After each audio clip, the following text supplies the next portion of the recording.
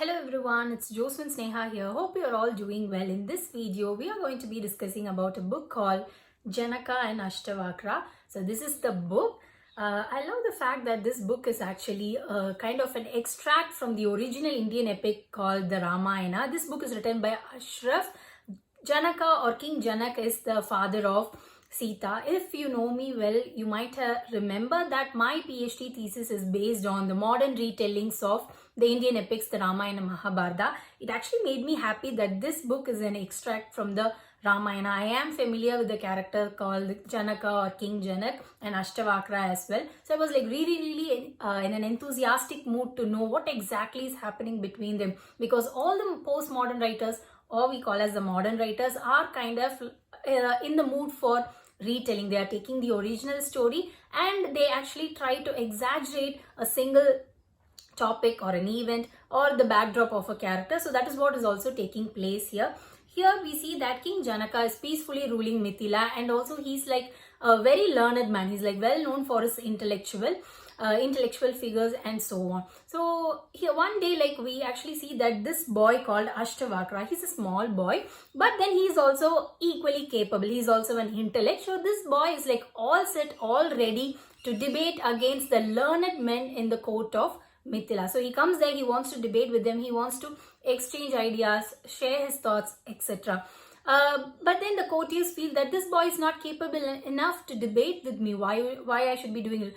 And once they actually understand that this boy has all the caliber, they kind of start making fun of him for other reasons.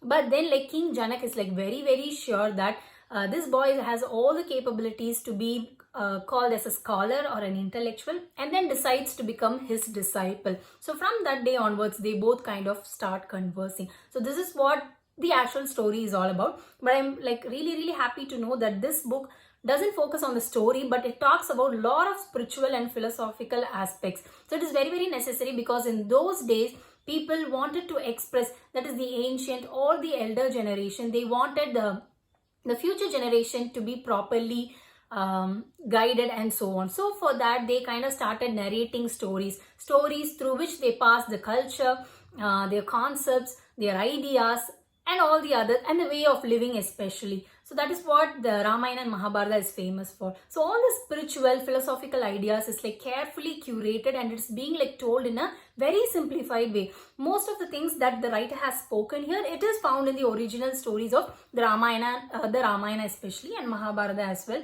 also in Gita.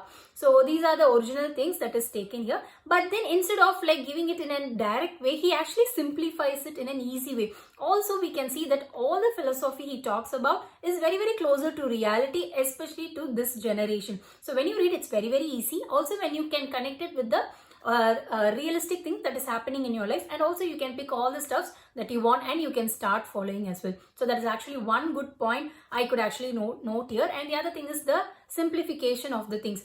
Also, when all the things are very complex, it takes a lot of time to process it. But then the simplification here does a very good job, so that you can understand all the things easily. So even the kids of the age, like above the age of 15, can actually give this book a try.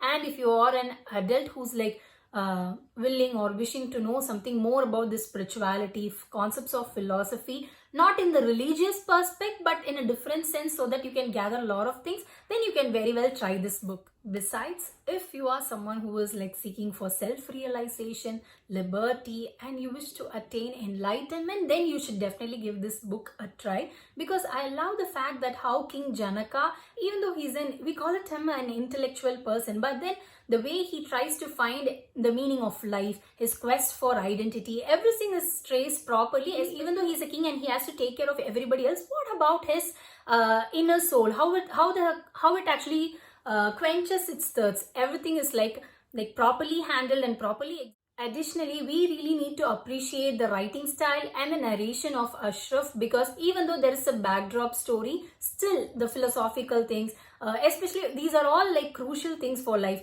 The seeking knowledge, quest for identity, curiosity, everything. It's like really important, and it has to be handled in a good way so that it is like properly conveyed to the people, because all the people are going to be reading the book. It's not just going to be a particular age, but all the sect of people, all the level of people will be reading it. So it should like the exact point has to be like driven home, or the moral should be like driven home. So he has taken a lot of efforts for that. And additionally, we can see that the concepts like attainment of liberty, proper freedom, everything that King Janaka actually undergoes, and also all the thoughts, the ideals which is like taught by this young boy, we can actually see that all the things that we go through in our life, what are the experiences, what are the things that we gain every day through, even it could be a small thing, but still we learn something from that. So everything is like properly like placed, and everything is like given in a good way, so that we can actually consume it, learn from it, and try to impose it in our day-to-day life, so that we actually can become a better human being. So that is all about this book. And if you like this, don't forget to share it to your friend. If you are a mythological lover, then don't forget it, because it's a proper retelling. You can even use it for as a secondary source for your project, research, etc. So that's all. Stay safe, make healthy choices, and we'll meet you in another video. Thank you. Bye.